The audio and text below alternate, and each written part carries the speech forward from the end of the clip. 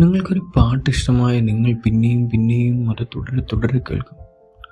ആ നിമിഷം ആ പാട്ട് തരുന്ന റിലീഫ് ചെറുതൊന്നുമായിരിക്കില്ല.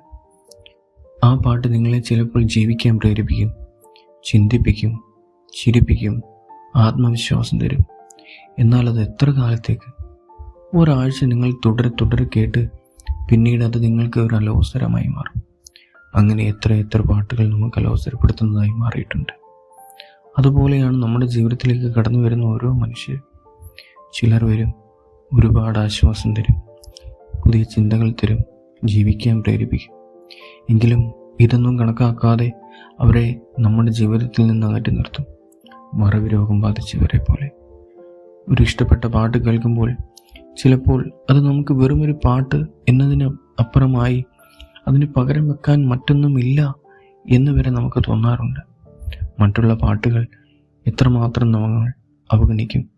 എന്നാൽ നമ്മൾ പോലും അറിയാതെ നമ്മൾ നമ്മുടെ ഇഷ്ടങ്ങളെ മാറ്റിമറിക്കും. അതുകൊണ്ട് ജീവിതം ഒരു പാട്ടിൽ തന്നെ കുരുക്കിയിടാതെ പുതിയ പാട്ടുകൾ തേടുന്നവരാകുക. ഒരു പാട്ട് നിങ്ങളെ അലോസരപ്പെടുത്താൻ ഇടയാകാതിരിക്കട്ടെ. അലോസരപ്പെടുത്തുന്നതായി തോന്നുന്നതെല്ലാം ഒരു കാലഘട്ടത്തിൽ നിങ്ങൾക്ക് ഏറ്റവും പ്രിയപ്പെട്ടവയായിരുന്നു. എല്ലാം ആവശ്യമാണ്. അതുകൊണ്ട് നിങ്ങൾ ഒന്നിനെയും കൈവിടരുത്. ഒരു കാലഘട്ടത്തിൽ നിങ്ങൾക്ക് അലോസരപ്പെടുത്തുന്നതായതൊക്കെ പിന്നീട് ആശ്വാസം നൽകുന്നതായി ഒന്നേ.